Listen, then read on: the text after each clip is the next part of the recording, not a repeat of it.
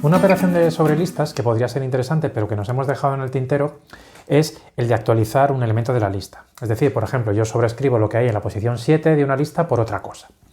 En muchos lenguajes sería lógico utilizar una función que podría llamar update para modificar el contenido de un elemento de la lista. Y en C++, dentro de sus rarezas, lo habitual, o por lo menos lo que nosotros encontramos en la librería estándar, no es eso, sino la actualización mediante referencias. Y eso es lo que vamos a ver en este vídeo. Antes de hacer ningún cambio, vamos a examinar un poco el comportamiento de memoria del método add que vimos en el vídeo anterior. Os recuerdo que este método servía para obtener el elemento de la lista que se encuentra en la posición indicada como parámetro, ¿vale? En este caso, fijaos que devuelve algo que es de tipo string. Pues veamos qué pasa con este ejemplo de aquí. Voy a crear aquí una lista L con 3 elementos. Como ya sabéis, la lista la creo en la pila, el objeto lista, pero ese objeto lista tiene un atributo que es un puntero a un array dentro del heap. Ese array, pues como yo estoy insertando aquí 3 elementos, pues tendrá al menos 3 posiciones, una con la cadena David, otra con la cadena María y otra con la cadena Elvira.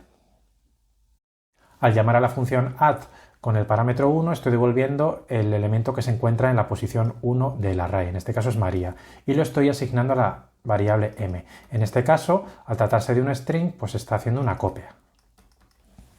Es decir, m va a tener su propia cadena con el valor María.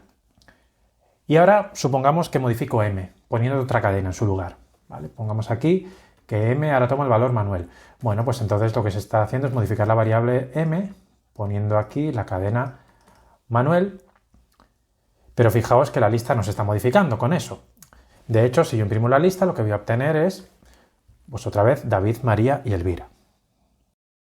Vale, pues bien, ¿qué pasaría si ahora la función add devolviese una referencia a un string? ¿Vale? Lo estoy indicando aquí mediante el ampersand. Como veis, he tachado aquí temporalmente el const y enseguida vais a ver por qué.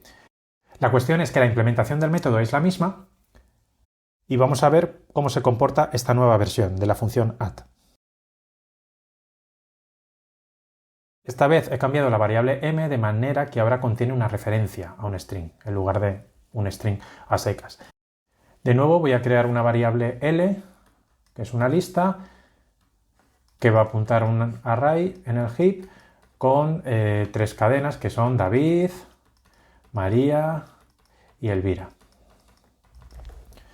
Por otro lado, ahora llamo a la función add, pero la función add me devuelve una referencia a un string, de manera que la variable m ahora va a tener una referencia al string que ocupa la posición número 1 del array.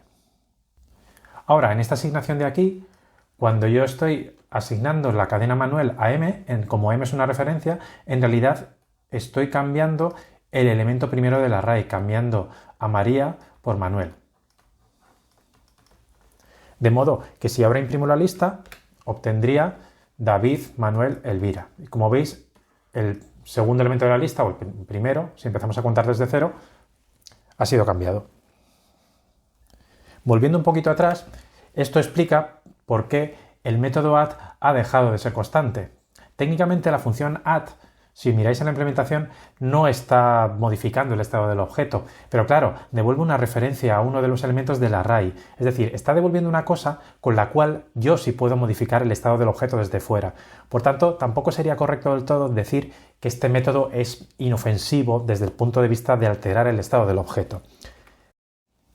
Bueno, volviendo a nuestro ejemplo, veis que aquí que estoy creando una referencia a un string que yo llamo m y luego he asignado un valor a esa referencia. Podría haberme ahorrado el nombre de la variable y haber hecho lo siguiente de aquí. ¿Vale? Aquí estoy obteniendo una referencia y le asigno la cadena Manuel, por lo que esta línea de aquí equivale a las dos anteriores que he mostrado antes. ¿Y qué hemos conseguido con esto? Pues haciendo que add ahora devuelva una referencia al elemento correspondiente del array, permitimos la posibilidad de actualizar ese elemento del array directamente y no necesito ningún método adicional dentro del tipo abstracto de datos de la lista. Y eso es bueno. Por otro lado, la función add antes era constante y ya no lo es. Y eso no es del todo bueno. ¿Por qué? Pues porque yo ya no puedo utilizar add como yo quiero. ¿Vale? Fijaos que yo en esta función de aquí. Esta función recorre una lista de cadenas y va sumando las longitudes de todas las cadenas que hay en la lista. Si os fijáis, esta función no está modificando para nada la lista de entrada, por lo que tiene sentido y aquí he decidido pasarla como una referencia constante. Pero entonces el compilador no me deja llamar a la función add aquí, porque a partir de referencias constantes yo solo puedo llamar a métodos declarados como const, y add ya no está declarado como const. ¿Cómo arreglo esto? Bueno, pues la solución consiste en tener dos versiones para el método add, que difieren en el resultado. La primera de ellas es constante y devuelve una referencia constante, lo cual significa que yo la referencia que devuelva no va a poder ser modificada desde fuera. Por otro lado, yo tengo otra versión de la misma función, add, pero esta versión no es constante. De modo que devuelve una referencia que tampoco es constante. C++ me permite esto, me permite tener dos variantes de una versión, una constante y la otra no. Y en todo caso C++ va a saber a cuál de las dos llamar en función del contexto.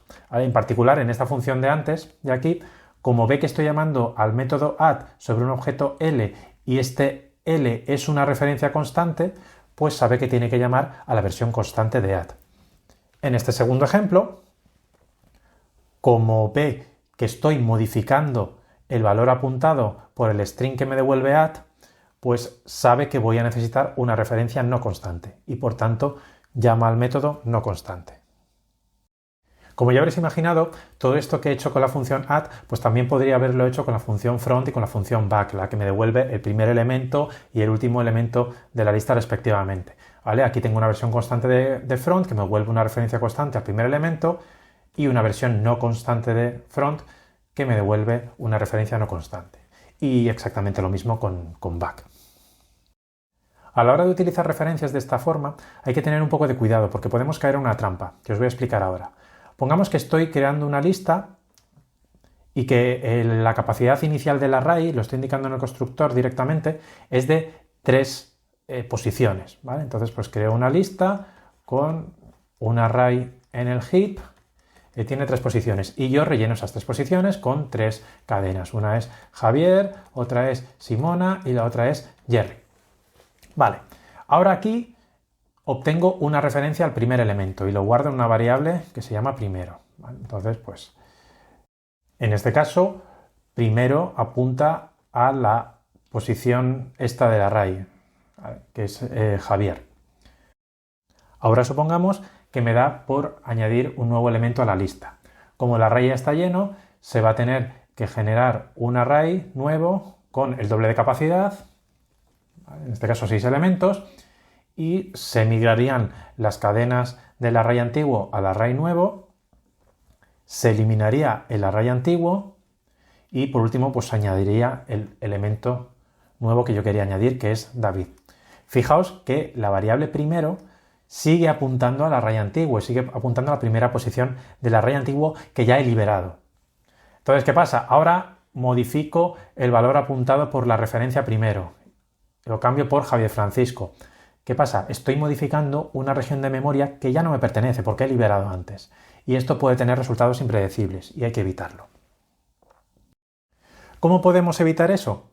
Pues teniendo esto siempre en cuenta. Si se obtiene una referencia a un elemento de la lista, debe hacerse uso de esa referencia lo antes posible y en particular antes de añadir o eliminar otros elementos de la lista. Por ejemplo, si yo hago esto de aquí, pues yo estoy obteniendo una referencia al primer elemento y luego la modifico. Lo estoy haciendo bien, porque inmediatamente después de obtener la referencia la estoy modificando.